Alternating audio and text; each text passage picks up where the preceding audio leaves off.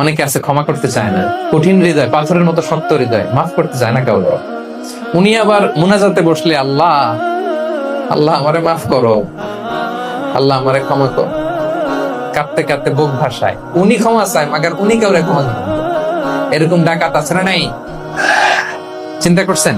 উনি ক্ষমা চায় আল্লাহর কাছে, কিন্তু উনি ক্ষমা করেন না। প্রিয় ভাইরা, ক্ষমা করুন। যে ক্ষমা করে সে ক্ষমা পায়। আচ্ছা, একটু চোখটা বন্ধ করে, চোখ বন্ধ করলাম আমি, জানা অজানা পাপের পাহাড়ের দিকে তাকালাম। এবার একটু চিন্তা করেন যে কি পরিমাণে ক্ষমা আল্লাহর পক্ষ থেকে আমার জন্য প্রয়োজন। চিন্তা করেছেন? এবার চোখ খুলুন, পাপের পাহাড়ের দিকে একটু তাকান। আপনার আপনার জানা অজানা যে পাপের পাহাড়, তাকান এবং ভাবুন এগুলোর জন্য কি পরিমাণে ক্ষমা আল্লাহর পক্ষ থেকে আপনার দরকার, প্রয়োজন। সেই প্রয়োজনের তাগিদে হলেও ক্ষমা করুন। খেয়াল রাখবেন, যে ক্ষমা করে সে ক্ষমা পায়, যে অন্যকে ক্ষমা করে না সে ক্ষমা পায় না।